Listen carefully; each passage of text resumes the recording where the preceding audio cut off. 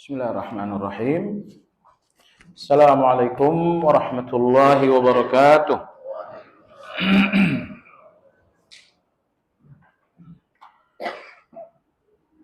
Alhamdulillah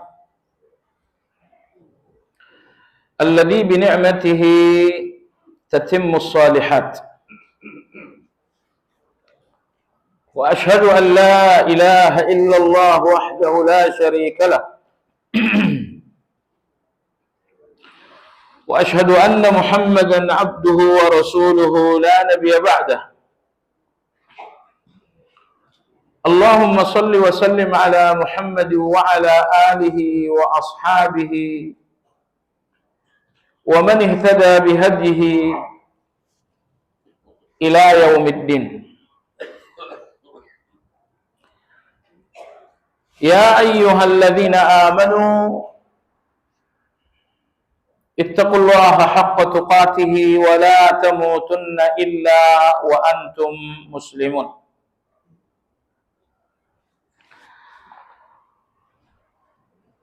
Kaum muslimin wal muslimat rahimakumullah. Kajian Madarijus Salikin, buah karya Imam Ibnu Qayyim Al-Jauzi rahimahullah. Pagi hari ini insyaallah memasuki pembahasan pada bab yang keempat, yaitu yaqzah atau al-yaqzah.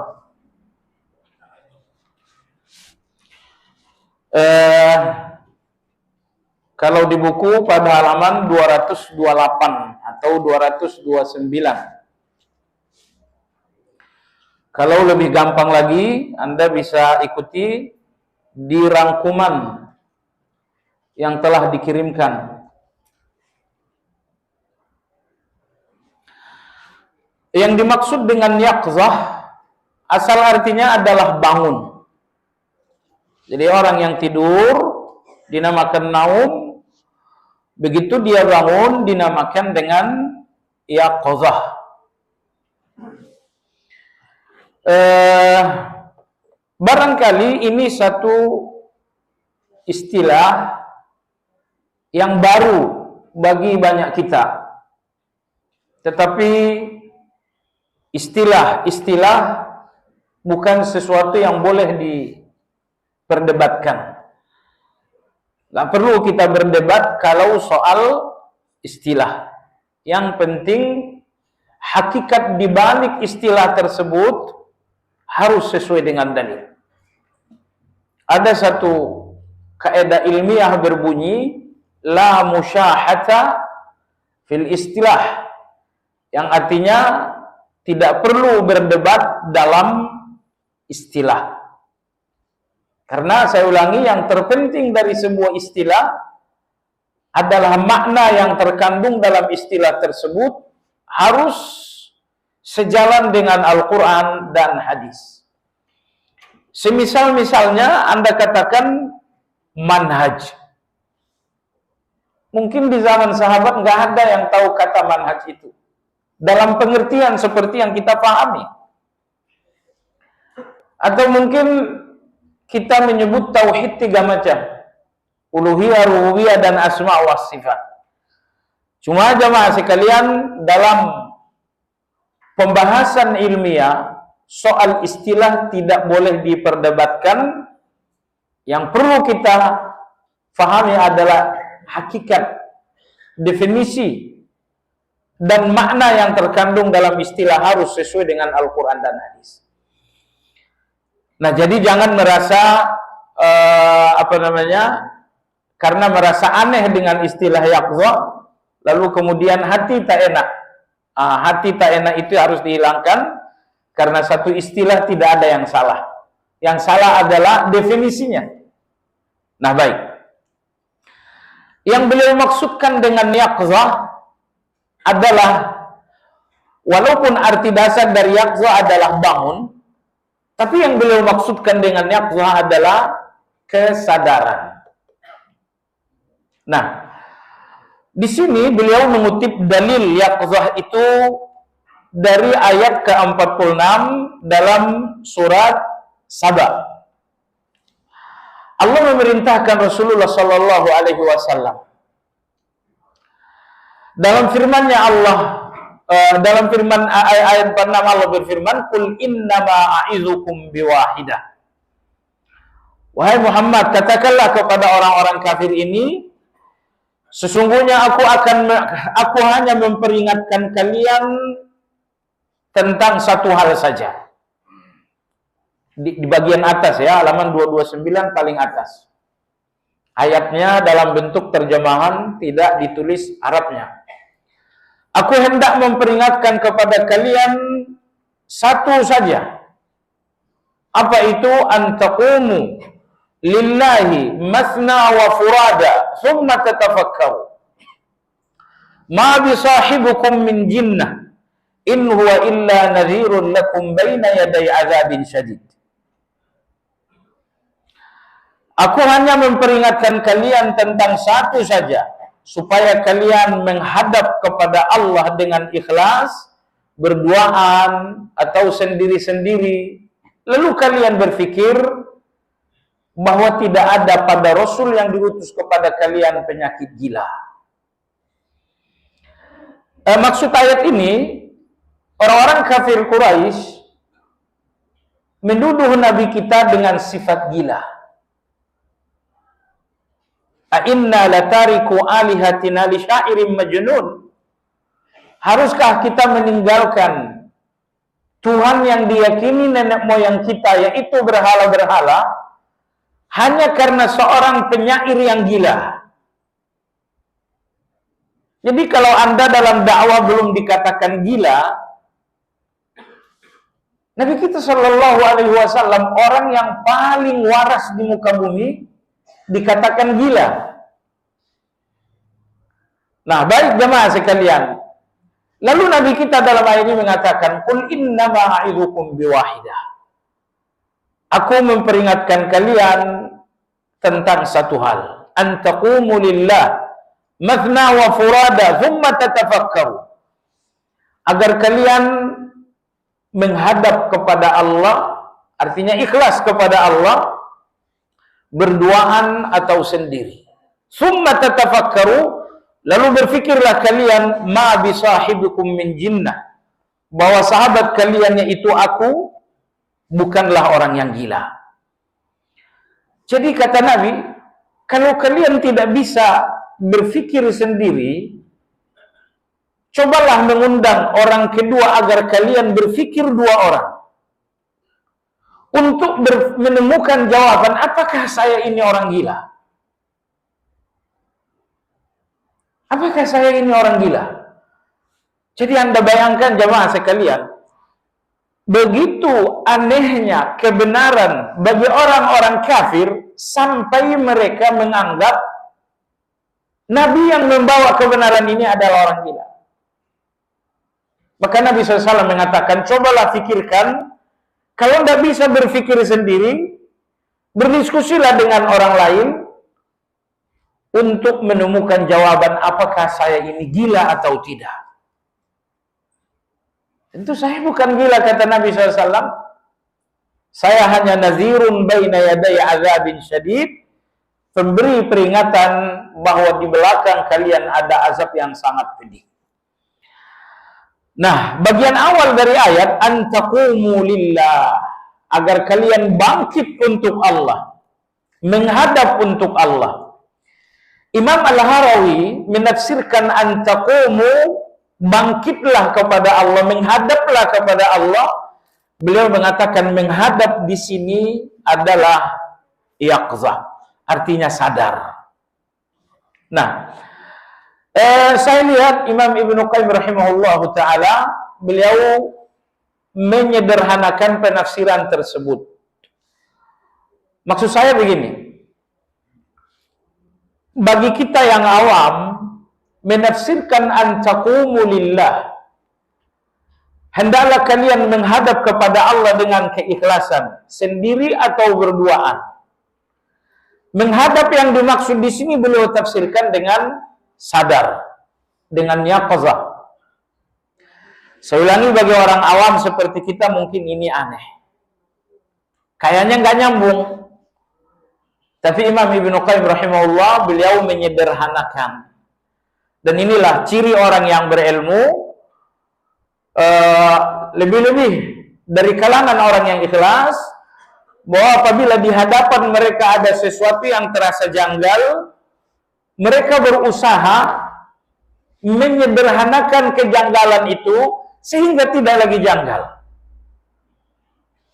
Bahkan ketika ada sesuatu yang salah, mereka akan memberikan penjelasan yang lurus agar yang salah itu tidak jadi salah. Itu yang dilakukan Ibnu Qayyim dalam buku ini. Anda akan lihat ke depan, ada beberapa pernyataan Imam Al-Harawi yang rasa-rasanya bukan cuma salah, tapi sesat. Dan di sini Imam Ibnu Qayyim menyederhanakan masalah sehingga yang tadinya salah menjadi tidak salah. Dan ini kebiasaan ulama.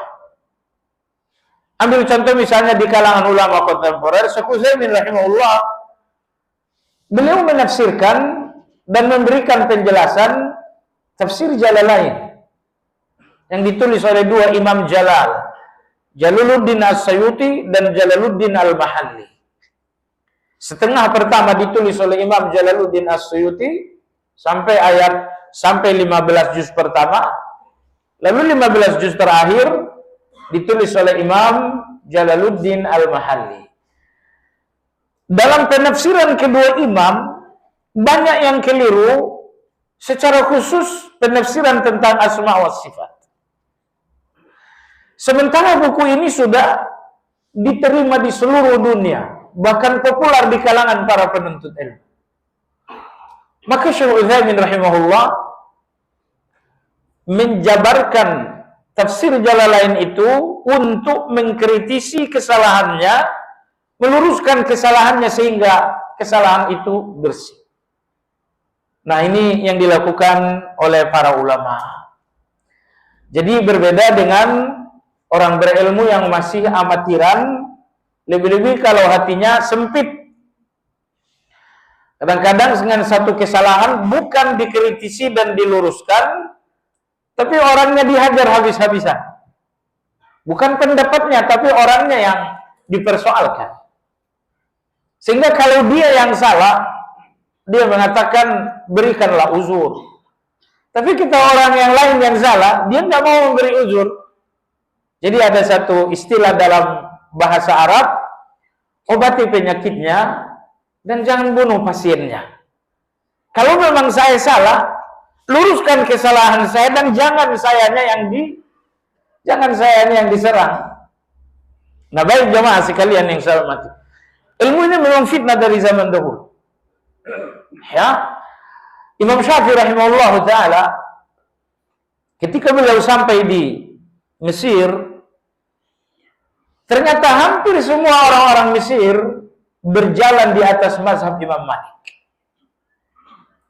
Terlebih di Mesir ada seorang murid Imam Malik bernama Imam Ashhab rahimahullah taala. Dan Imam Syafi'i murid dari Imam Malik juga.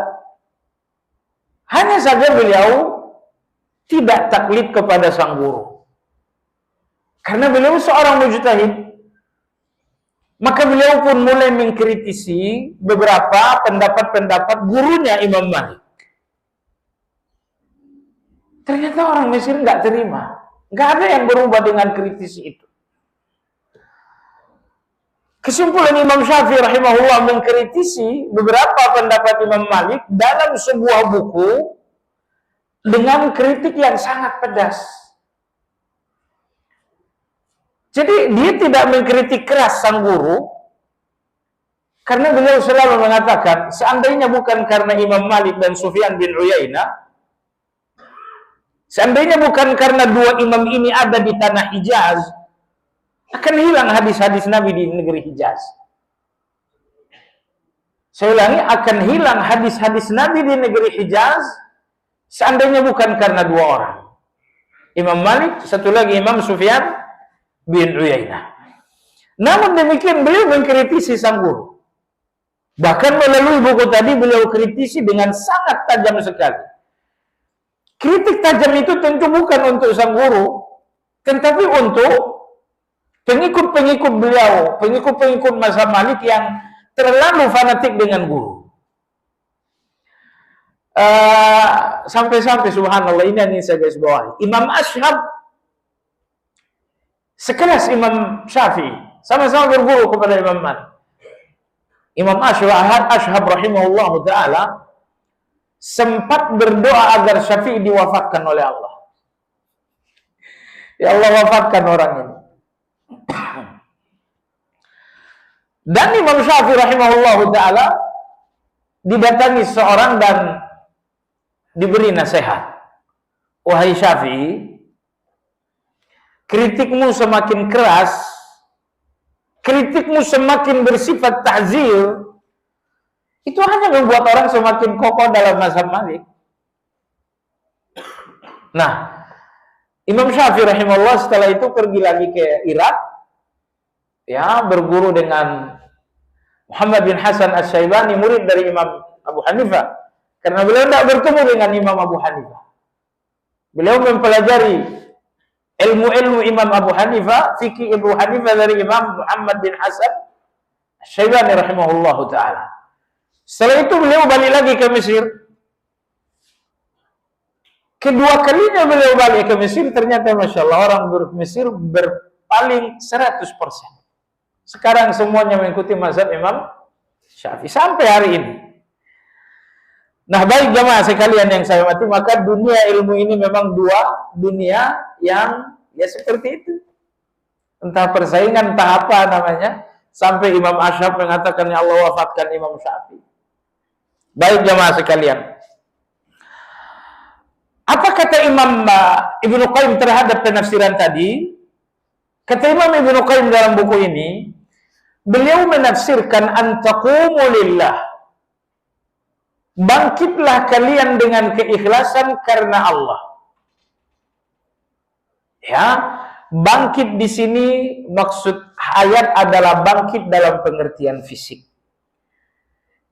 Tetapi Imam Al-Harawi menafsirkannya dengan penafsiran non-fisik. Bangkit dalam arti kata sadarlah kalian. Nah, lalu Imam Ibnu Qayyim rahimahullah ta'ala tidak menyalahkan penafsiran itu. Beliau mengatakan Allah berkehendak, Allah berfirman antaqumu dengan pengertian fisik. Lalu beliau menafsirkannya dengan pengertian non-fisik. Tentu walaupun berbeda tapi tetap ada hubungannya. Demikian kata Imam Ibnu Qayyim rahimahullah. Jemaah sekalian perhatikan pada halaman 229. Di sini beliau menafsirkan tentang al-yaqazah. Bangun menghadap Allah ialah sadar dari kantuk kelalaian. Nah, maka di rangkuman kita katakan yaqzah berarti tersadarnya hati dari tidur kelalaian, serta bangkitnya jiwa dari ikatan malas dikarenakan seruan hidayah Allah di dalam hati. Itu yang dinamakan dengan yaqzah. Satu kesadaran yang bersumber dari seruan hati. Nah, saya membaca tulisan Imam Ibnul Jauzi, bukan Ibnu Qayyim. Ibnul Jauzi dalam kitab Saidul Khatir. Saidul Khatir, Said artinya buruan. Khatir artinya pikiran. Jadi Saidul Khatir itu adalah hasil buruan dari pikiran. Maksudnya jemaah sekalian, Imam Ibnul Jauzi salah satu imam yang sangat giat sekali dalam menulis. Sehingga apapun yang terpikir langsung ditulis. Apapun yang terpikir langsung ditulis. Nah, tulisan-tulisan beliau tentang pikiran-pikiran beliau dirangkum dalam satu buku bernama Saidul Khatir. Kadang-kadang beliau memang sengaja menulis buku. Ya, misalnya beliau menulis kitab, tafsir, dan lain-lain. Nah, adapun Saidul Khatir, itu buku kurang lebih 500 halaman. murni catatan-catatan beliau tentang perenungan-perenungan. Salah satu catatan beliau dalam buku ini, kata beliau, aku telah merenungi orang-orang yang menemukan kesadaran dan hidayah. Ternyata tidak ada orang yang mendapatkan kesadaran dan hidayah itu karena ikhtiar, melainkan secara utuh kesadaran dan hidayah langsung dari Allah Azza wa Jalla, bukan ikhtiar dari manusia. Apa yang beliau katakan sangat jelas sekali. Anda perhatikan ketika hari itu Umar radhiyallahu anhu dengan penuh emosi menjumpai adiknya Fatimah yang mengikuti ajaran Nabi SAW. Sementara dia hari itu adalah seorang kafir. Tidak ada tujuan kecuali untuk menghukum atau untuk memukul sang adik dan suaminya Zaid. Karena adiknya Fatimah dan adik iparnya Zaid berani-beraninya mengikuti agama Muhammad. Maka Umar radhiyallahu anhu bergegas, berjalan penuh emosi. Satu-satunya tujuan untuk menghukum sepasang suami istri tersebut. Jadi kalau hati Imam Umar bin Khattab itu terdiri dari beberapa ruangan, semua ruangan-ruangan hati itu isinya adalah kebencian terhadap Islam dan keinginan untuk menghukum sang adik. Sepenuh hati terisi dengan itu. Tapi sesampainya Umar radhiyallahu anhu di hadapan sang adik, dia sempat melampiaskan emosi, tapi justru di titik itulah Allah Subhanahu wa taala memberikan hidayah. Ketika kemudian jatuhlah catatan surat Taha. Taha ma anzalna 'alaikal Qur'ana litashqa. Ya. Dapat hidayah saat itu juga. Coba Anda renungkan jemaah sekalian. Apakah saat itu Umar radhiyallahu anhu punya rencana untuk dapatkan hidayah? Gak ada rencana. Apakah beliau punya ikhtiar untuk dapatkan hidayah? Gak ada ikhtiar. Maka apa yang dicatat oleh Imam Ibnul Jauzi? Bahwa hidayah dan kesadaran 100% pemberian Allah. Bukan sebuah rencana. Apalagi sebuah ikhtiar dari manusia. Baik. Saya berikan Anda contoh yang kedua.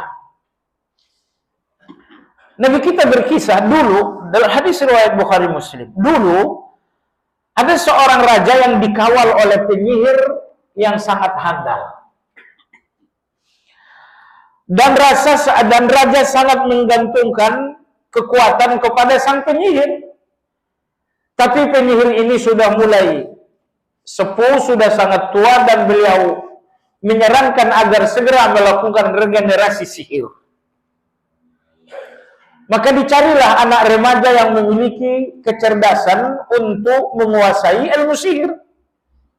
Ditemukanlah remaja tersebut, sehingga setiap hari remaja itu belajar sihir. Pelajaran hari ini langsung dikuasai hari ini. Karena anak ini memang anak yang sangat cerdas. Tapi perhatikan jemaah sekalian, Allah Azza wa Jalla wa yamkuruna wa yamkurullah wallahu khairul makirin. Segala rencana buruk akan patah dari rencana buruk itu sendiri. Jadi Allah tidak mematahkan rencana buruk dari luar, tapi dari dalam. Rencana buruk dalam hal ini regenerasi sihir melalui seorang remaja. Tapi rencana buruk itu justru terpatahkan oleh remaja itu sendiri. Dan ini akan Anda lihat lagi nanti dalam contoh yang ketiga. Saya cuma ingin katakan, tidak usah terlalu khawatir terhadap rencana buruk di belakang Anda. Allah hanya meminta Anda dua hal, sabar, takwa. Wa in tasbiru wa tattaqu la yadurrukum kaiduhum syai'a. Seandainya kalian sabar terhadap mereka yang memiliki rencana buruk, wa tattaqu, dan kalian bertakwa dengan Allah Azza wa Jalla, la yadurrukum kaiduhum syai'a. tidak ada tipu daya, tidak ada makar, tidak ada rencana buruk yang akan membahayakan kalian. Baik. Qadarullah, dalam keseharian belajar sihir, anak ini selalu melewati satu tempat yang dihuni oleh seorang ulama. Dalam perjalanan dari rumah ke rumah tukang sihir, selalu melewati, anggaplah gubuk seorang ulama. Dan anak ini tertarik. Dia datang, dia mampir, dia dengar. Nanti belajar sihir, pulang belajar sihir, belajar agama. Itu keseharian. Belajar sihir, belajar agama. Belajar sihir, belajar agama. Dan seperti Anda tahu, pada akhirnya anak ini beriman. Anak ini beriman. Di sini pun kita lihat bagaimana hidayah sampai ke dalam hati anak ini bukan karena satu rencana. Bukan pula karena sebuah ikhtiar. Tapi dalam perjalanan dari rumah tinggalnya menuju rumah sihir, dia selalu melintasi rumah seorang rahib, seorang ulama. Akhirnya dia terbesit berpikir, coba saya mampir dengarkan pelajaran. Memang anaknya anak yang suka belajar. Nah, dan akhirnya Allah campakkan hidayah itu ke dalam hati anak tersebut. Sehingga makar dan rencana sang penguasa hancur dan patah oleh sang anak, karena seperti anak Anda tahu, nanti di kemudian hari anak ini yang menjadi penyebab seluruh kerajaan menjadi masuk Islam. Baik, saya berikan Anda contoh yang ketiga, agar Anda semakin sadar bahwa hidayah bukan cuma murni pemberian Allah, tapi murni kekuasaan Allah Azza wa Jalla. Siapa yang menduga, jemaah sekalian, dari rumah kesesatan hidayah terpancar. Istana Firaun, istana yang penuh dengan kesesatan, tapi siapa yang menduga bahwa orang yang pertama kali mengimani Nabi Musa adalah istri Firaun. Dia adalah Asiyah bintu Muzahim radhiyallahu anha. Dari istana ini kesesatan luar biasa. Dari istana ini keinginan untuk Musa mati direncanakan sedemikian rupa. Tapi walau demikian, pertama sekali cahaya hidayah itu ada dari istana, melalui sang istri yang bernama Asiyah radhiyallahu anha. Nah, agar Anda tahu betapa hidayah ini kekuasaan Allah Azza wa Jalla. Kita tidak berpikir bahwa akan terpancar hidayah dari orang kedua, dari istri Fir'aun sendiri. Dan hidayah itu sangat kokoh. Sehingga saya mungkin akan nggak berlebihan kalau mengatakan satu hidayah dalam diri Asia lebih baik daripada 100 hidayah di luar diri Asia. Mungkin kalau hidayah itu di kalangan budak-budak, orang-orang miskin, untuk Nabi Musa gitu kan, karena suku Bani Israel hidup dalam kemiskinan, hidup sebagai budak. Kalau 100 budak ini dalam hidayah, mungkin ini persoalannya biasa. Tapi kalau istri Fir'aun sendiri dapat hidayah, ini jadi luar biasa. Nah, baik jemaah sekalian yang saya hormati. Jadi, yaqzah atau kesadaran ini murni pemberian Allah. Kesadaran ini bukan hasil ikhtiar seseorang, bahkan kesadaran itu bukan sebuah rencana seseorang. Allah sendiri yang memberikan yaqzah dan kesadaran alias hidayah kepada seseorang. Lalu beliau mengatakan bahwa yaqzah itu sumbernya adalah sebuah seruan hidayah di dalam hati. Jadi panggilan dari dalam hati. Jadi Allah bangunkan hati yang tidur dan hati itu mengatakan, ikutlah Islam, ikutlah sunnah, pergilah ke masjid. Nah, itu yang dinamakan dengan yaqzah. Satu kesadaran yang digerakkan oleh hati manusia, itu namanya yaqzah. Maka kalau ada orang yang melakukan kebaikan tapi tidak digerakkan oleh hati, itu tidak dinamakan kesadaran. Oh, si fulan sekarang sudah sadar, selalu 5 waktunya ke masjid. Tapi ternyata itu bukan dari seruan hati. Nah, semua kebaikan, ucapan atau perilaku, sepanjang tidak datang dari seruan hati, itu tidak dinamakan dengan yaqzah. Dan seruan hati tersebut murni dari Allah Subhanahu wa ta'ala. Imam Ibnu Qayyim pada halaman 228 beliau mengatakan, tanpa yaqzah hati manusia tertidur meski mata kepalanya terbangun dan melihat. Banyak orang yang matanya melihat tapi hatinya tertidur. Karena mata kepala ini tidur berbeda dengan tidurnya hati. Tidurnya hati dengan kelalaian. Dan tidurnya mata dengan tidur yang Anda pahami. Maka Imam Ibnu Qayyim rahimahullah, banyak orang yang mata kepalanya melihat tapi hatinya tertidur.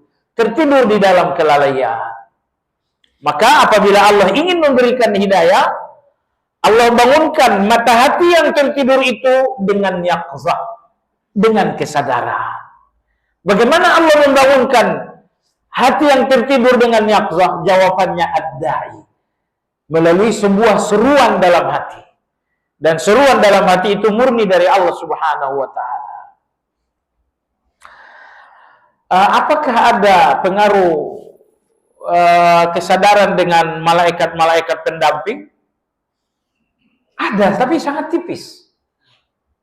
Nabi kita SAW bersabda, inna lisyaitani lamma wa inna lil malaikati lamma. Kalian didampingi setan dan dibersamai oleh malaikat. Sehingga malaikat-malaikat yang mendampingi kalian memberikan bisikan-bisikan, dan setan-setan pun memberikan kalian bisikan-bisikan. Jadi saat Anda berpikir, oh nanti saya harus baca Quran lebih banyak. Kalau itu baru sebuah pikiran, kemungkinan besar itu bisikan dari malaikat pendamping. Nah, tapi sekedar bisikan kebaikan dari malaikat, itu nggak akan kokoh. Sampai bisikan malaikat itu menjadi satu kesadaran hati. Nah, adapun untuk membuat hati Anda sadar, malaikat pendamping tidak mampu. Yang bisa dilakukan, malaikat pendamping Anda hanya membisikkan kebaikan sebanyak mungkin. Bisikan, namanya saja bisikan, tentu tidak terlalu kokoh. Baik jamaah sekalian yang saya hormati. Nah, berikutnya pada halaman 229, di sini beliau menjelaskan ada 3 tingkatan yaqzah. Beliau mengatakan, dan inilah yang pertama kali menyinari hati seorang dalam kehidupan untuk melihat cahaya peringatan. Kebangkitan ini ada 3 macam. Kebangkitan artinya kesadaran. Yang pertama adalah pandangan hati terhadap nikmat. Ini kesadaran yang pertama.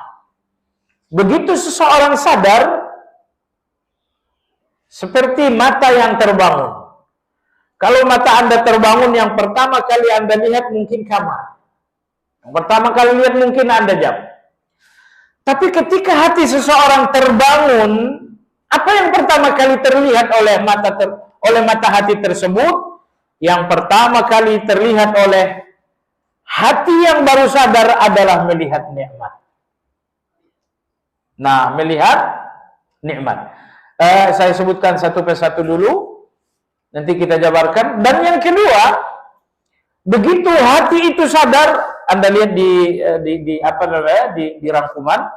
Yang kedua, mata hati itu melihat dosa. Dan yang ketiga, mata hati itu menyadari sikap ifrat dan tafrid. Ini 3.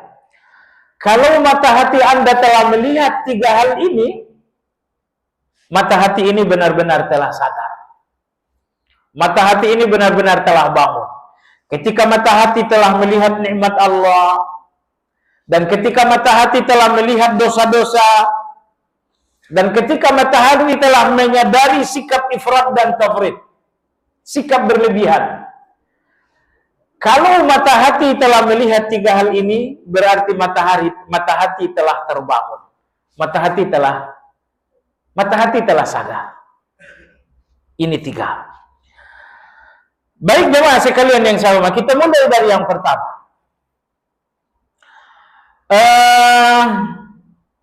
Menyadari nikmat atau melihat nikmat. Inilah yang pertama kali tersadari oleh hati yang telah sadar, menyadari nikmat. Bagaimana hati yang sadar menyadari nikmat? Imam Ibnu Qayyim rahimahullahu taala di sini disebutkan menyadari nikmat dengan 4 pengertian. Yang pertama, menyadari ketidakmampuan menghitungnya. Ini nikmat Allah banyak sekali dan gak bisa terhitung sama sekali. Ini kesadaran pertama. Kalau Anda cuma melihat nikmat, ada nikmat gitu, Anda tidak dinamakan sadar. Karena orang yang sadar itu, apa yang mereka lihat dalam nikmat, betapa tidak bisa dihitung. Itulah kesadaran yang pertama. Sekira orang-orang preman-preman pun tahu kalau dalam dirinya ada nikmat sehat. Tahu dalam dirinya ada nikmat kekuatan. Tapi melihat nikmat secara lahiriah bukan kesadaran. Yang dimaksud dengan kesadaran pertama adalah melihat bahwa nikmat demikian banyak dan tidak bisa dihitung sama sekali. Tidak bisa dihitung sama sekali. Jemaah sekalian yang saya hormati, nikmat ini Anda lihat, Anda dapatkan hari ini uang 1 miliar, dan mungkin Anda merasa ini besar sekali. Tapi ingat, sebesar apa nikmat yang Anda dapatkan dengan ikhtiar Anda, itu tidak apa-apanya dengan nikmat yang Allah berikan tanpa ikhtiar Anda. Nikmat yang Allah berikan tanpa ikhtiar Anda, itu luar biasa. Contoh, kesehatan Anda. Cuman kesehatan ini baru terasa kalau kita sedang sakit. Sakit gigi lah dulu saya katakan jemaah sekalian. Begitu sakit gigi baru Anda tahu betapa nikmatnya sehat gigi. Itu sehat gigi saja luar biasa sekali. Dalam keadaan sakit gigi Anda sangat parah, ini ada uang 1 miliar. Mungkin Anda nggak mau tahu dengan uang 1 miliar itu. Jadi betapapun besarnya nikmat yang Anda peroleh dengan ikhtiar Anda, tapi itu nggak ada apa-apanya dengan nikmat yang Allah berikan. Nikmat mata Anda bisa melihat, mungkin karena sekarang Anda sehat, Anda nggak menyadari hal itu. Tapi begitu nanti begitu seorang mengalami katarak, tidak mampu lagi melihat, ini cucu yang sangat lucu nggak lagi nampak, kebiasaan naik kendaraan sekarang sudah tidak ada lagi, karena mata sudah nggak bisa melihat dengan jelas. Saat itulah Anda baru tahu betapa mahalnya nikmat penglihatan tersebut. Hanya saja pepatah Arab mengatakan bahwa nikmat itu baru disadari setelah hilang oleh orang yang lalai tentunya. Adapun orang yang selalu merenung, merekalah yang paling jelas melihat nikmat di depan mata. Maka di sini penulis mengatakan, baik Imam Al-Harwi ataupun Ibnu Qayyim, orang yang sadar pertama kali mereka melihat nikmat. Apa yang mereka lihat? Bahwa ternyata nikmat ini banyak sekali. Bahwa nikmat ini ternyata tidak terhitung sama sekali. Wa in ta'uddu ni'matallahi la tuhsuha. Dan jika kalian menghitung nikmat Allah, niscaya kalian tidak bisa menghitungnya.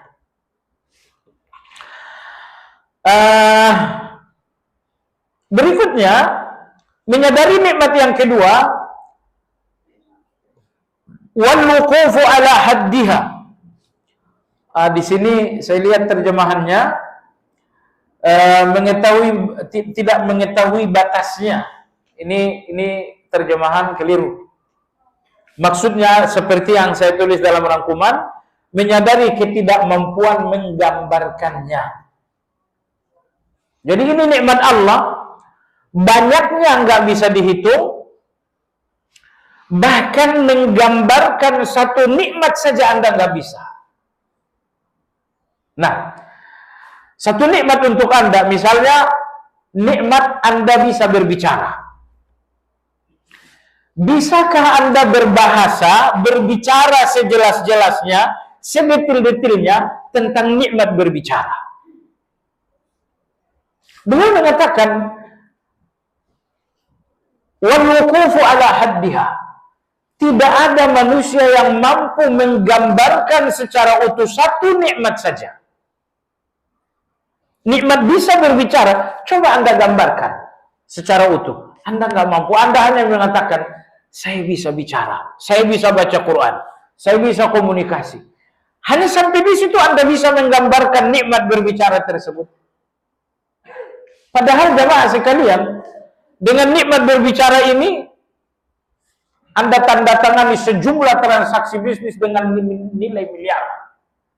Dengan kemampuan berbicara ini, Anda dapatkan ribuan ilmu. Dengan nikmat berbicara ini, Anda tertawa setiap saat. Subhanallah, Anda lihat orang yang bisu. Anda lihat orang bisu nggak bisa berbicara. Ada Al-Quran, tapi lidah mereka nggak bisa sentuh Al-Quran itu. Zikir pagi, zikir petang, mereka nggak bisa mengucapkannya sama sekali. Satu huruf dari Al-Quran setara dengan 10 kebaikan. Tapi orang-orang yang bisu, bagaimana mereka bisa mendapatkan nikmat itu jamaah sekalian? Maka di sini beliau mengatakan kesadaran terhadap nikmat yang pertama bahwa ternyata nggak bisa dihitung sama sekali.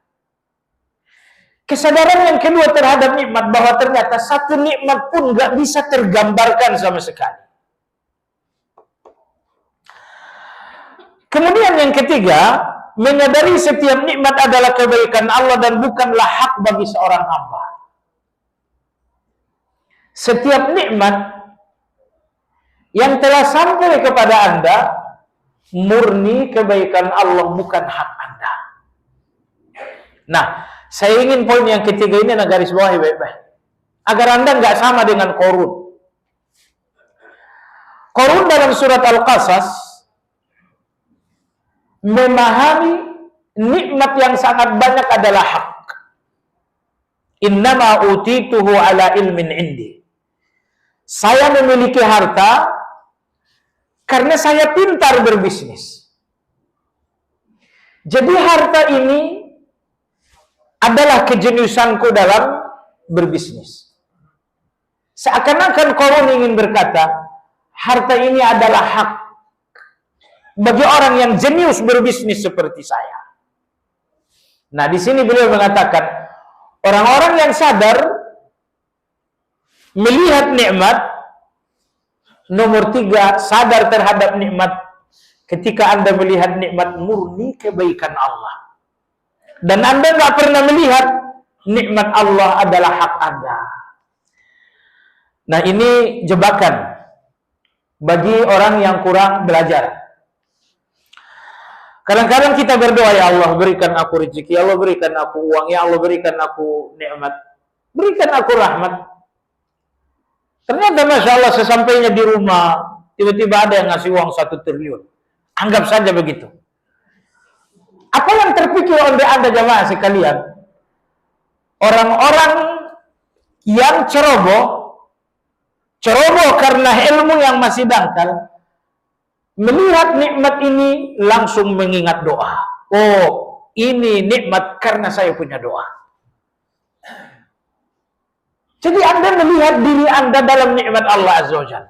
Ini tidak dinamakan orang yang sadar. Orang yang sadar itu nggak melihat nikmat berpangkal dari diri mereka. Tapi orang-orang yang sadar, begitu nikmat Allah telah sampai ke tangan mereka dalam contoh tadi, mereka mengatakan, ini Allah Maha Baik. Hubungannya dengan doa, hubungannya nggak pasti. Jadi nggak boleh saya katakan karena doa. Jemaah sekalian, pastikah hubungan nikmat ini dengan doa Anda? Nggak pasti kan? Anda berdoa, sampai di rumah Anda dapat nikmat. Apakah nikmat ini karena doa Anda? Belum tentu. Kalau belum tentu, jangan jadikan itu kepastian. Sering terdengar, misalnya orang tua bicara, anak-anakmu sukses sekali menghafal Quran. Bagaimana caranya? Lalu mulailah orang tua ini mengatakan, saya juga nggak tahu, cuman saya tidak malam sholat tahajud. Nah, ini berarti dia ingin mengatakan, anak-anak saya menjadi penghafal Al-Quran karena saya ahli tahajud. Ini bukan orang yang sadar. Ini orang yang sedikit melek. Belum orang yang sadar sepenuhnya. Karena orang yang sadar, saya ulangi dari awal, mereka melihat nikmat, tapi bukan bendanya. Bahwa ternyata nggak bisa dihitung. Yang kedua, orang yang sadar melihat nikmat, bahwa satu nikmat saja nggak bisa digambarkan sama sekali. Dan yang ketiga, orang yang sadar dalam melihat nikmat, bahwa ini murni Allah yang baik, bukan karena saya yang baik. Kalau anak saya hafal Quran, bukan karena saya bertahajud. Murni karena Allah lah yang maha baik membuat mereka berhasil menghafal Al-Quran. Maka jemaah sekalian, jualan dan dagang Anda laris. Lalu ketika ditanya, apa rahasianya dagang Anda laris? Oh Masya Allah, saya sih nggak pernah ninggalin sholat duha, zikir pagi dan zikir petang. Sepanjang nikmat Allah Anda hubungkan dengan ikhtiar Anda tidak dinamakan orang yang sadar. Itu kelalaian Anda. Mohon maaf, itu kebodohan Anda. Orang yang sadar mengembalikan nikmat Allah kepada Allah. Ini dagang saya laris, ya karena Allah saja yang bantu. Ikhtiar kamu apa? Saya punya ikhtiar, tapi saya nggak tahu itu kepastian atau Allah Subhanahu wa Ta'ala. Yang lebih tepat dalam hal ini adalah Nabi Sulaiman alaihissalam. Apa ada orang yang sukses melebihi Nabi Sulaiman? Nabi Sulaiman penguasa, bukan cuma berkuasa terhadap manusia. Beliau juga berkuasa kepada jin. Bahkan beliau juga berkuasa terhadap binatang-binatang. Beliau penguasa dan mampu berbicara dengan binatang. Kendaraan penguasa sekarang setinggi-tingginya buatan Eropa. Kendaraan Nabi Sulaiman saat itu angin. Nabi Sulaiman mau pergi ke Palestina, dia mengatakan angin bawa aku ke Palestina. Datang angin, diangkat sampai ke sana. Sekejap. Baik. Itu secara duniawi. Dari segi nasab, perhatikan. Nabi Sulaiman siapa nama ayahnya? Daud alaihissalam. Itu dari segi nasab. Dari segi agama, oh jangan tanya lagi. Nabi Sulaiman seorang nabi, bahkan seorang Rasul. Dari segi keluarga, jangan tanya lagi. Berapa istri Nabi Sulaiman? Berapa istrinya? Coba sebut. Jadi, apa ada yang sukses melebihi Nabi Sulaiman alaihissalam? Tidak ada, jamaah sekalian. Bapak Presiden kita biar sukses juga nggak berani lebih dari satu. Iya kan? Sulaiman, Masya Allah, di syariat beliau memang tidak dibatasi 4. Beliau punya istri sebanyak 100 orang. Jadi suksesnya seperti apa itu? Kekayaannya luar biasa, jabatannya luar biasa, kendaraannya luar biasa, istrinya luar biasa, apalagi kemuliaannya di depan Allah Azza wa Jalla. Apa komentar Nabi Sulaiman? Beliau mengatakan, "Hadza min fadli Rabbi liyabluwani aashkuru am akfur." Ini semuanya murni karunia Allah. Jadi, kalau pemberian Allah bagi Anda adalah ikhtiar Anda orang yang belum bangun. Anda orang yang masih tertidur. Anda orang yang belum sadar. Karena orang yang sadar, pertama, kedua. Tadi kita sebut nomor 3. Orang yang sadar dalam melihat nikmat, mereka melihat kebaikan Allah dan tidak melihat kebaikan diri. Mereka melihat kebaikan Allah dan gak ada hubungannya dengan kebaikan diri. Nah, kemudian berikutnya jemaah sekalian,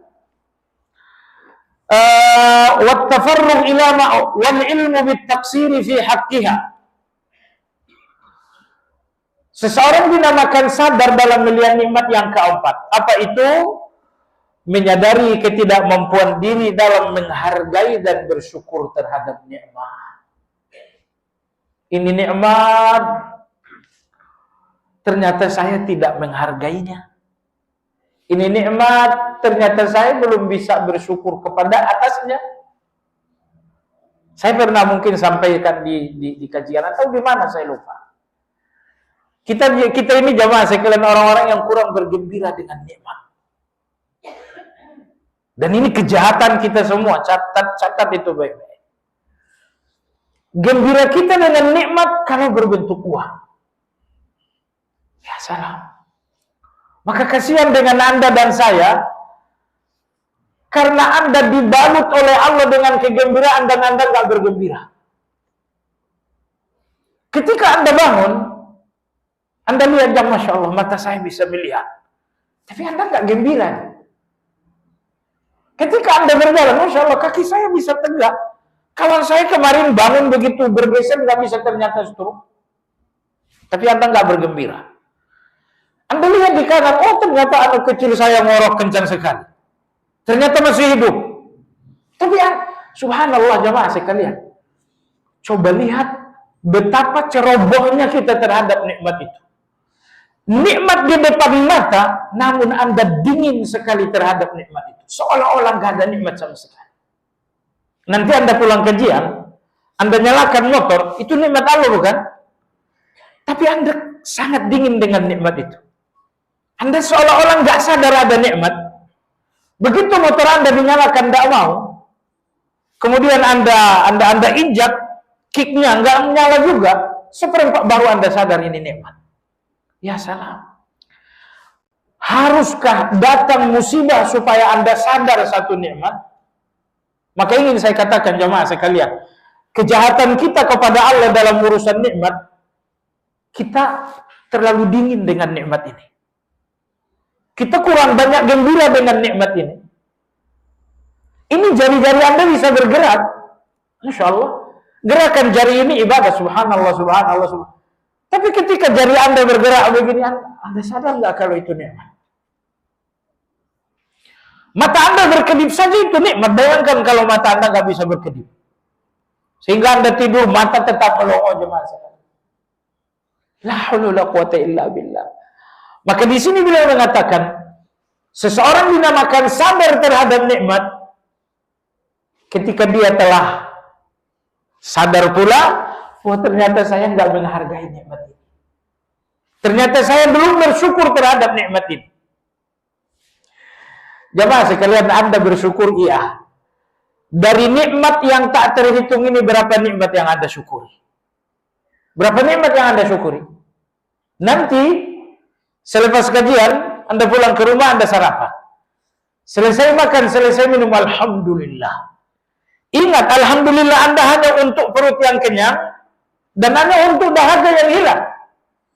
Tapi nikmat bagaimana lambung Anda melakukan pencernaan.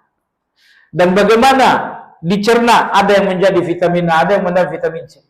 Semua yang berlangsung pekerjaan besar dalam lambung, dalam tubuh Anda, itu sudah tidak ada alhamdulillahnya lagi.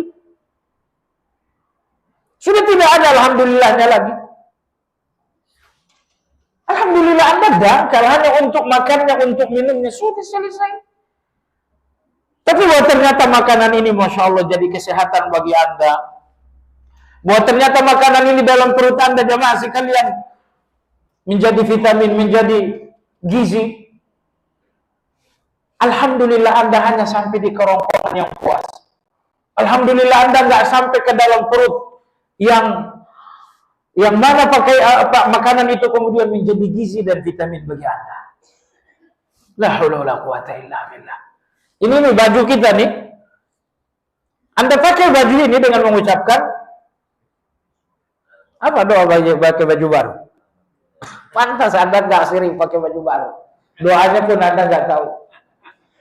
Alhamdulillahilladzi kasani hadha thawb wa razaqani min ghairi haulin minni wala quwwah. Tapi jemaah sekalian, alhamdulillah tersebut hanya karena Anda punya baju baru. Kalau Anda berpikir lebih dalam, ini baju dari kapas. Siapa petani yang menanam kapas itu? Berapa orang mereka? Berapa orang yang memanen kapas? Berapa orang yang mengirimnya ke pabrik? Berapa orang di pabrik yang kerja? Berapa orang tuh? Sampai akhirnya semuanya sampai di tubuh Anda jemaah sekalian. Maka saya katakan tadi ini nomor 2, menggambarkan satu nikmat sekalipun kita nggak mampu. Imam Ar-Razi dalam menafsirkan Ar-Rahman dalam kitab Lawami'ul Bayyinat, Allah Maha Penyayang, beliau mengatakan, satu suap nasi di tangan Anda. Apakah Anda tahu berapa puluh tenaga yang dilibatkan oleh Allah untuk satu suap nasi di tangan Anda? Berapa jumlah petani yang bekerja? Petugas pabrik yang bekerja untuk pupuk berapa? Kerbau ikut membajak entah berapa ekor itu. Subhanallah jemaah sekalian, satu nikmat pun tidak bisa kita gambarkan. Padahal nikmat ini nggak bisa dihitung. Ujung-ujungnya nikmat ini tidak dihargai. Dan yang ingin sampaikan kepada kita semua jemaah sekalian, dosa besar di mayoritas rumah. Anda tahu dosa besar itu? Dosa besar di dalam nikmat.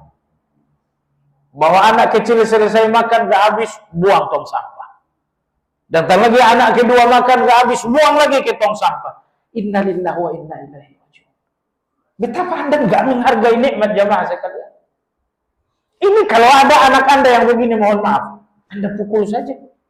Tapi jangan sampai cedera. Anda pukul, maksudnya tegasin, bersikap keras. Karena jemaah sekalian, ini soal nikmat yang gak dihargai oleh anak. Jangan sampai anak tahu menghargai nikmat, Anda cuman, kenapa sih nggak habis? Cuman begini. Jangan jemaah sekalian. Marah Anda dalam hal ini adalah ibadah kepada Allah Azza wa Jalla. Karena kalau sampai ini anak ini tumbuh besar dan tidak mendapatkan pendidikan menghargai nikmat dari Anda, besarnya anak ini seperti apa? Baik jemaah sekalian, kata Imam Al-Harawi dan Imam Ibnu Qayyim Al-Jauzi rahimahullah, inilah 4 tanda bahwa seseorang telah sadar nikmat. Seseorang dinamakan sadar nikmat dengan 4 hal. Saat Anda sadar, nggak bisa menghitungnya. Saat Anda sadar, nggak bisa menggambarkannya. Saat Anda sadar bahwa ini hanya Allah yang baik, bukan saya yang baik. Saat Anda sadar, wah ternyata saya pun tidak menghargai, bahwa saya pun belum bersyukur. Nomor 3 tadi, bahwa nikmat ini karena Allah baik, bukan karena Anda baik. Iyalah, kebaikan Anda banding dosa Anda banyak mana jemaah sekalian. Bagi yang bangun, dosa Anda dengan ibadah Anda mana lebih banyak? Dosa Anda lebih banyak, bukan? Semoga Anda tidak munafik mengatakan itu. Kalau dosa saya lebih banyak daripada kebaikan Anda, bagaimana saya berpikir bahwa nikmat ini datang karena kebaikan saya? La haula wala quwata illa billah. Ini sangat luar biasa. Ada catatan Ibnu Qayyim rahimahullah yang sangat bagus. pada halaman 230 itu. Pada halaman 230. Kesadaran yang keempat, apa tadi kesadaran yang keempat? Menyadari bahwa kita nggak menghargai nikmat. Padahal nikmat itu banyak dan kita nggak menghargainya. Perhatikan di atas, menyaksikan nikmat dan kekurangan diri untuk mensyukurinya menimbulkan dua macam ibadah yang sangat mulia, yaitu cinta kepada Allah yang memberi nikmat dan terus-menerus mengingatnya, mengingat Allah dan tunduk kepadanya, dan melihat kehinaan diri karena ia tidak mampu mensyukurinya. Ini luar biasa. Luar biasa. Saat Anda sadar nikmat ini banyak sekali, tidak bisa digambarkan, dan nikmat ini sampai kepada saya karena Allah baik, bukan karena saya baik, pada saat yang sama saya nggak menghargainya. Kata Imam Ibnu Qayyim, dari 4 kesadaran ini muncul 2 ibadah yang sangat agung. 3 kesadaran yang pertama membuat Anda makin cinta kepada Allah. Ya Allah, nikmatmu banyak sekali. Ya Allah, setiap nikmatmu tidak bisa aku gambarkan. Ya Allah, nikmat ini semata-mata kebaikanmu, bukan kebaikanku. 3 kesadaran ini membuat Anda semakin cinta kepada Allah Azza wa Jalla. Kesadaran yang keempat, bahwa Anda belum bersyukur atas nikmat, ini membuat Anda melihat diri dengan pandangan hina. Ya Allah, betapa hina diri ini. Ya Allah, betapa jahat diri ini. Maka beliau mengatakan, 4 kesadaran tadi menghasilkan 2 nikmat. Anda melihat Allah dengan pandangan cinta, dan Anda melihat diri dengan pandangan tahzir.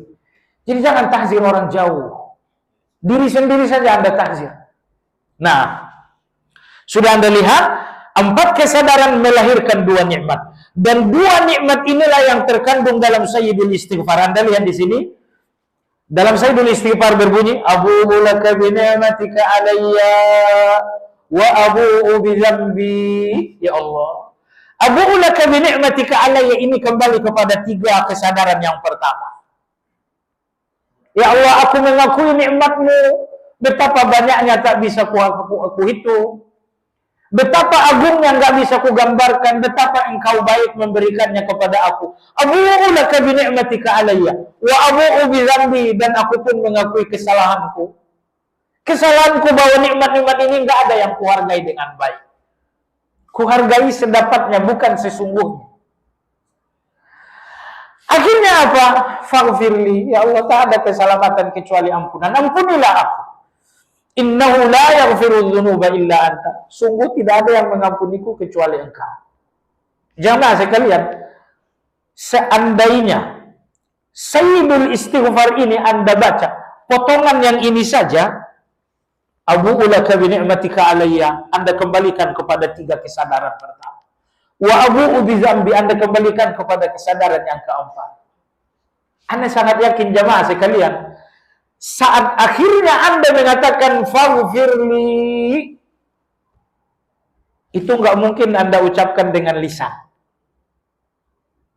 Mungkin Anda akan mengucapkannya dengan air mata. Insyaallah ta'ala. Lebih-lebih Anda mengatakan innahu la yaghfiru dzunuba illa anta. Karena bagian pertama adalah musibah dan bagian kedua adalah takziah. Di mana musibah?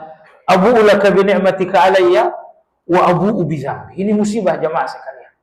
Ya Allah, nikmatmu banyak, tapi dosaku banyak. Ini musibah. Karena nikmat Allah dalam kebaikan Anda nggak jadi soal. Tapi nikmat Allah dalam dosa-dosa Anda ini yang jadi soal. Ini musibah. Takziah. Faghfirli. Ini takziah ini. Ini hiburan ini. Ya Allah, ampunilah aku. Ampunilah aku. Innahu la yaghfiru dzunuba illa anta. Sesungguhnya tidak ada yang mengampuniku kecuali engkau. Kita baca sedikit lagi. Pada saat ia tahu bahwa istighfar ini sangat tepat sebagai penghulu istighfar. Maksud beliau, karena 2 ungkapan inilah, Abu'u laka bi ni'matika alayya wa abu'u bi dzambi faghfirli innahu la yaghfiru dzunuba illa anta. Siapa yang memahami bagian ini, maka dia akan sadar kenapa dinamakan Sayyidul Istighfar. Dinamakan Sayyidul Istighfar, rajanya istighfar. Sekali lagi, apa rahasia dinamakan Sayyidul Istighfar? Karena kata-kata yang berbunyi, abu'u laka bi ni'matika alayya wa abu'u bi dhanbi faghfirli fa innahu la yaghfiru dhunuba illa anta. Kata beliau, inilah rahasia besar sehingga dinamakan dengan Sayyidul Istighfar.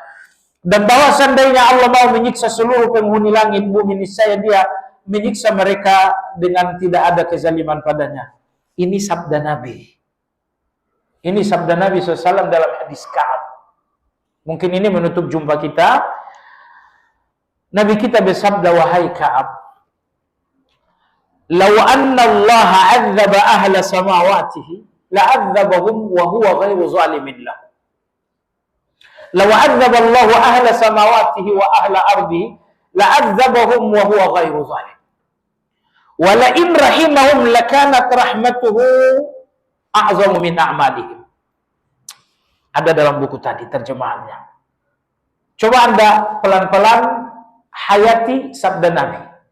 Nabi bersabda, wahai Ka'ab, seandainya semua penghuni langit dan penghuni bumi Allah azab, niscaya azab itu bukan kezaliman. Dan ketika Allah memberikan rahmat kepada penghuni langit dan penghuni bumi, niscaya rahmat itu lebih baik daripada amal mereka. Coba Anda renungkan dua bagian ini. Saya ulangi dua bagian pertama. Wahai Ka'ab, seandainya Allah menghukum, mengazab penghuni langit dan penghuni bumi, niscaya hukuman itu bukan kezaliman. Anda tahu kenapa Nabi mengatakan demikian? Karena tidak satu pun penghuni langit dan penghuni bumi yang berhasil menunaikan hak Allah. Jibril, seluruh malaikat, subhanallah, ada malaikat yang sejak diciptakan sampai kiamat sujud di depan Allah Azza wa Jalla. Anda tahu jemaah sekalian, begitu mereka mengangkat kepala jelang kiamat, mereka mengatakan, ya Rabbana ma abadnaka haqqa ibadatik. Ya Allah, aku belum bisa beribadah seperti dirimu. Aku beribadah sepertiku iya, tapi beribadah sesuai denganmu aku belum bisa. Padahal sejak Allah ciptakan, dia sujud. Dan dia angkat kepala nanti jelang dunia kiamat. Berapa ribu tahun itu sujud tiada henti. Tapi begitu dia angkat kepala, dia mengatakan, Rabbana ma abadnaka haqqa ibadatik. Ya Allah, aku belum beribadah kepadamu sesuai denganmu. Maka di langit, tidak satu pun malaikat yang bisa beribadah kepada Allah sesuai keagungan Allah Azza wa Jalla. Di bumi, tidak ada seorang pun yang bisa beribadah kepada Allah sesuai dengan keagungan Allah. Makanya Nabi kita bersabda, seandainya Allah hukum penghuni langit, penghuni bumi, niscaya hukuman itu bukan kezaliman. Karena di langit dan di bumi, sampai saat ini tidak ada yang berhasil mengibadahi Allah sesuai dengan Allah. Anda tadi sholat sesuai dengan Allah atau sesuai dengan kemampuan Anda? Ibnu Qayyim rahimahullah mengatakan, seandainya pun Anda melakukan salat sampai tulang belulang Anda patah-patah, itu belum sesuai dengan Allah yang Maha Agung. Keagungan Allah Azza wa Jalla membutuhkan ketaatan lebih dari tulang Anda yang patah-patah itu. Tapi Anda nggak sadar keagungan Allah Azza wa Jalla, sehingga hanya dengan salat membacakan ad-duha Anda sudah merasakan ini luar biasa. Lihat betapa agungnya Allah Azza wa Jalla. Baik, ini bagian pertama dari hadis. Bagian kedua dari hadis ini pun tak kalah menarik, kata Nabi SAW. Dan seandainya Allah merahmati penghuni langit dan penghuni bumi, niscaya rahmat Allah jauh lebih baik daripada amal-amal mereka. Rahmat Allah untuk Anda dan ibadah Anda, mana yang lebih baik? Rahmat Allah untuk Anda jauh lebih baik daripada ibadah Anda. Ini hadis Ka'ab bin Malik radhiyallahu an atau Ubadah bin Samit. Camkan baik-baik. Kata Nabi SAW, seandainya Allah menghukum penghuni langit dan bumi, niscaya hukuman itu bukan kezaliman. Karena tidak satu pun penghuni langit dan bumi yang berhasil mengibadahi Allah sesuai dengan keagungan Allah. Dan seandainya Allah memberikan nikmat kepada semua penghuni langit dan penghuni bumi, niscaya nikmat Allah itu tetap lebih baik, lebih besar daripada ibadah mereka. Nah, hadis Ubadah bin Samit ini atau Ka'ab bin Malik, Ubadah bin Samit saya yakin, Ka'ab bin Malik saya lupa. Saya enggak terlalu yakin. Ini lebih membuat kita paham tentang Sayyidul Istighfar tadi. Ya, demikian kajian kita pagi ini, mudah-mudahan bermanfaat. Bagi Anda yang ingin bertanya, dipersilakan. Tanggal 22. Apakah seorang yang berzikir harus mengeluarkan suara atau harus mengeluarkan atau minimal menggerakkan lidah? Sebab tidak jarang orang berzikir diam saja. Sebenarnya dua-duanya boleh. Anda boleh berzikir dengan hati, tapi kalau Anda berzikir, Anda berkata, zikir yang paling afdal. Ada yang hadir kajian malam Jumat lalu di Koperasi? Ada. Manusia memiliki dua semangat. Semangat hati dan semangat fisik. Dan Anda dinamakan sungguh-sungguh ketika dua semangat ini terhimpun dan bersatu. Semangat fisik dan semangat hati. Nah, kalau Anda berzikir dengan hati, itu semangat hati. Tapi ketika Anda berbicara, Anda gerakkan lidah dengan zikir, maka bersatulah semangat hati dan semangat fisik. Dan ini adalah puncak. Dalil untuk hal ini, seorang Badawi menjumpai Nabi SAW, beliau mengatakan, ya Rasulullah, inna syariat al-Islam kasurat alayya. Ya Rasulullah, ajaran Islam ini terlalu banyak. Ajarkan aku satu hal atasabbatu bihi, yang aku pegang sampai mati.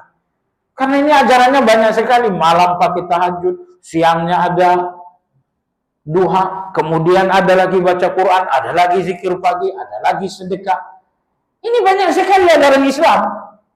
Ajarkan aku satu ajaran yang aku pegang sampai mati. Ini mewakili kita tuh.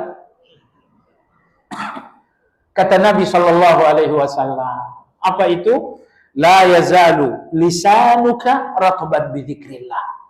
Kalau begitu, lisanmu harus selalu basah dengan zikir.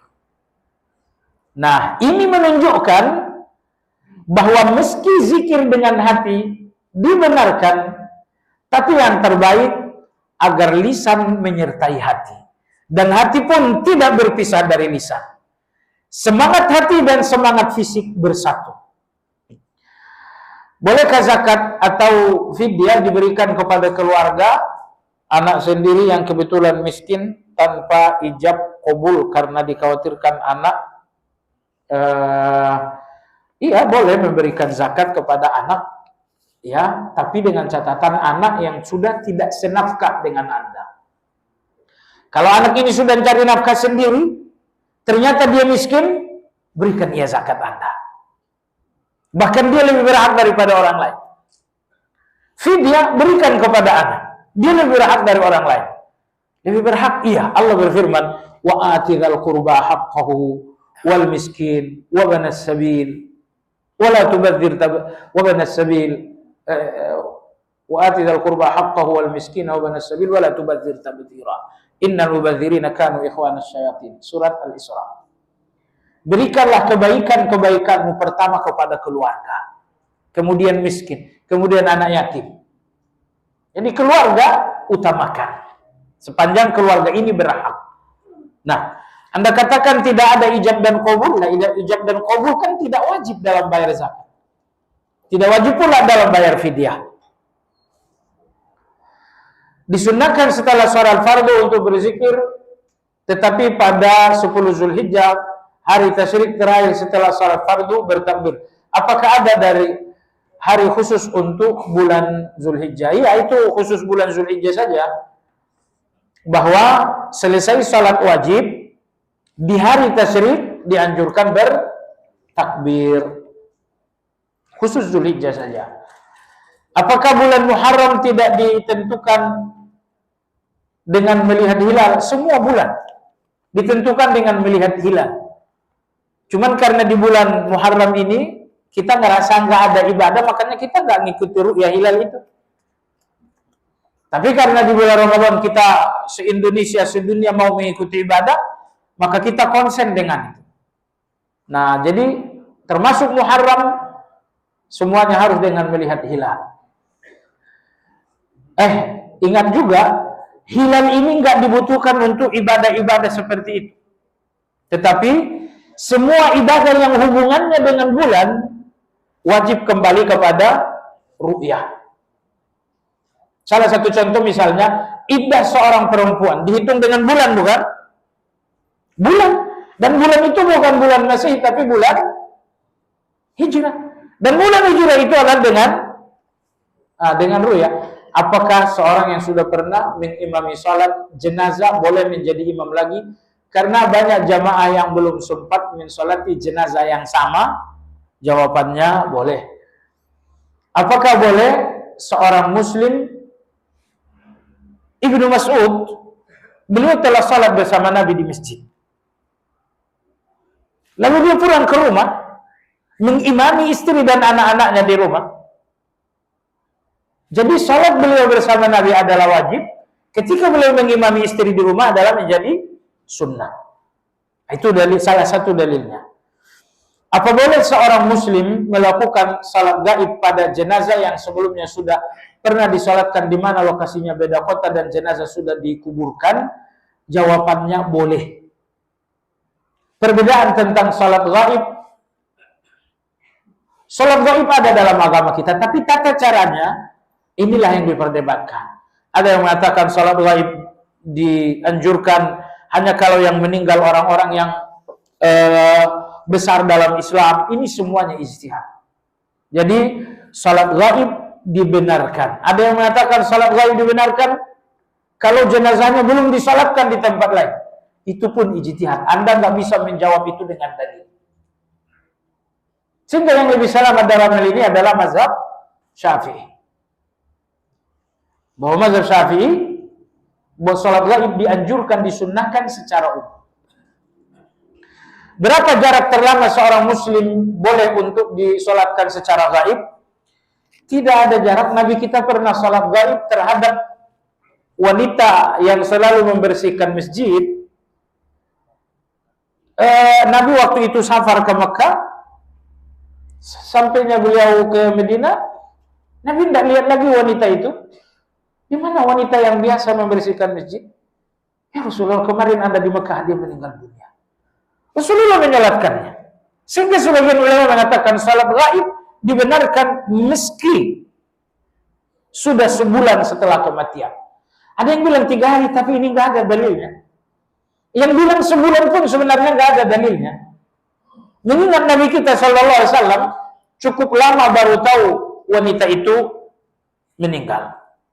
Intinya begitu dikabarkan meninggal, Nabi kita menyolatkannya di makam. Karena salat gaib bisa di masjid, bisa juga di makam.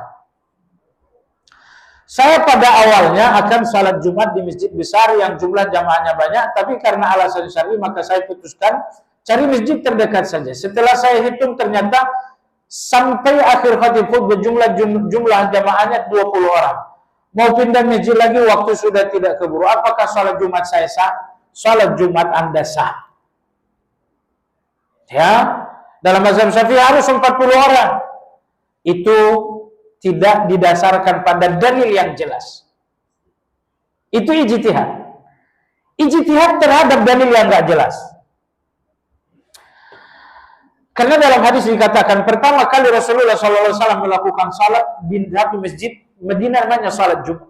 Sampai Anda di Medina ada masjid namanya Masjidul Jum'ah. Karena di situ pertama kali Nabi salat. Rawi ditanya, berapa jumlah kalian saat salat bersama Nabi? Dikatakan jumlah kami 40 orang. Jadi angka 40 itu bukan dari Nabi. Angka 40 itu cerita rawi, kami salat Jumat bersama Nabi berjumlah 40 orang. Nah, dari sini Imam Syafi'i berijtihad bahwa salat Jumat harus 40 orang. Padahal angka 40 itu cerita dari rawi, bukan dari Nabi. Kenapa angka 40 ini kurang kokoh dipegang? Karena sewaktu turun surat Al-Jum'ah, wa idza ra'au tijaratan aw lahwan infaddu ilaiha wa tarukuka qa'imah. Madinah dalam paceklik, karena nggak ada pedagang-pedagang luar, tiba-tiba datang pedagang. Kaum muslimin dari masjid berhamburan melihat pedagang. Akhirnya yang menyelesaikan Jumat bersama Nabi cuma 12 orang. Nah, sehingga dengan demikian, waktu itu Rasulullah melakukan sholat hanya dengan 12 orang. Kalau Anda sholat dengan 20 orang itu jauh lebih bagus. Jadi sholat Anda sah. Dalam mazhab Syafi'i kalau kurang 40, lakukan sholat jamaah, sholat Jumat, setelah itu ganti dengan zuhur. Nah, ini ijtihad yang terlalu berat. Ya, terlalu berat. Jika sholat tersebut tidak sah, apakah boleh menggantinya dengan insya Allah sah, jadi nggak perlu diganti. Dalam Al-Quran disebutkan bahwa bersama kesulitan ada kemudahan, apakah itu hanya berlaku untuk orang yang masih hidup, ataukah termasuk orang yang sudah wafat, dan juga orang yang sedang menghadapi sakaratul maut. Orang lagi sakaratul maut, setelah kesulitan ada kemudahan. Ya tergantung kemudahan yang Anda maksudkan apa. Kalau kemudahan bahwa dosanya diampuni dengan sakaratul maut, iya. Kalau di alam kubur dia mengalami kesulitan, apakah ada kemudahan? Kalau kemudahan yang Anda maksudkan terhapus dosa, betul. Himpitan alam kubur, kesulitan alam kubur menjadi kemudahan dalam arti dosa-dosanya diampuni oleh Allah Azza wa Jalla. Jika itu berlaku juga bagi orang yang sudah tidak lagi ada harapan sembuh lagi, lantas kemudahan dalam bentuk kesembuhan apa ya? Subhanallah. Ini jelas. Jemaah sekalian, kalau dibalik kemudahan, dibalik kesulitan ada kemudahan.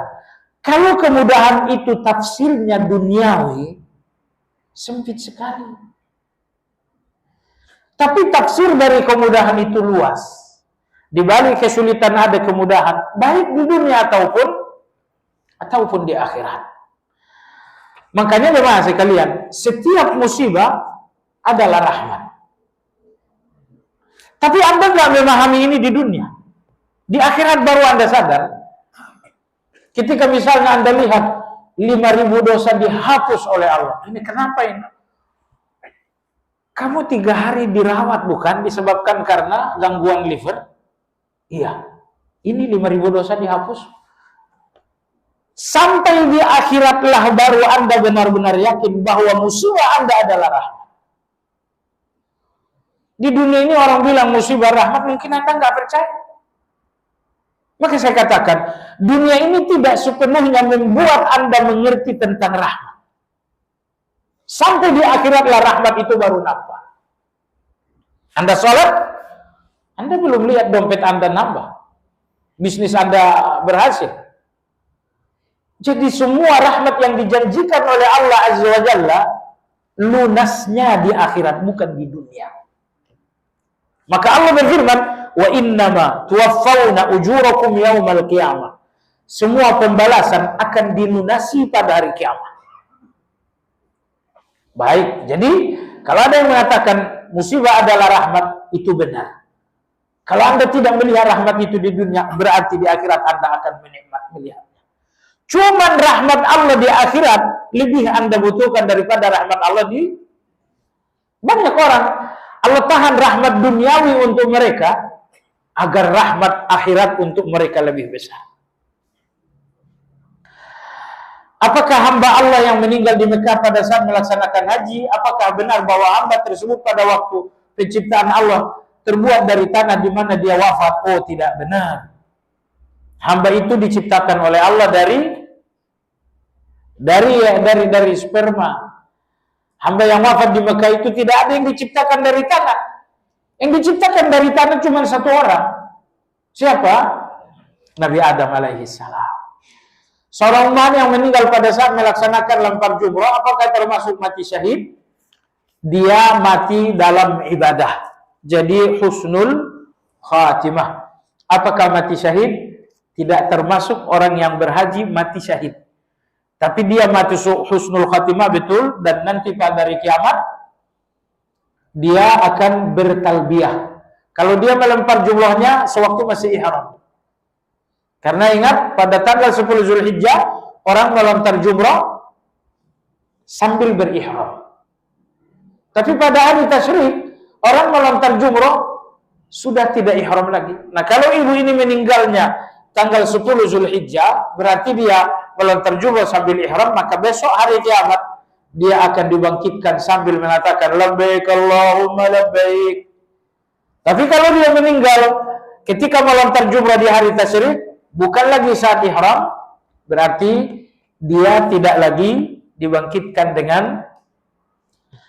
Anda tahu kenapa ihram itu sangat mulia?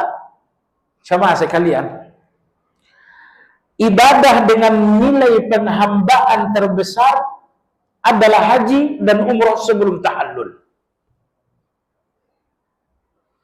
Kehambaan sangat maksimal saat haji dan umrah sebelum tahallul.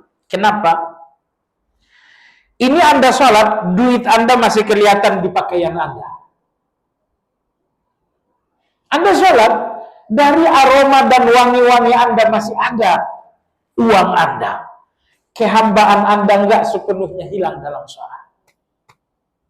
Tapi ketika Anda pergi berhaji, mulailah umrah, Anda gunakan pakaian ihram. Enggak lagi ada pakaian yang menunjukkan kekayaan. Enggak ada lagi aroma yang menunjukkan Anda punya uang. Sampai di Ka'bah Anda pun diinjak, Anda pun didorong orang, mungkin Anda pun terdesak. Saya pernah berhaji dengan seorang petinggi negara ini. Saya bilang, Pak, besok puncak umroh ada saat kita tawaf. Apanya itu Pak Ustaz?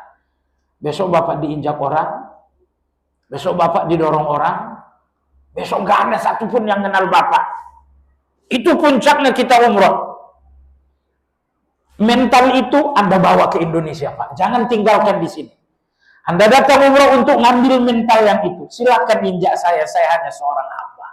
Silakan dorong saya hanya seorang budak. Iya Pak Ustaz, iya.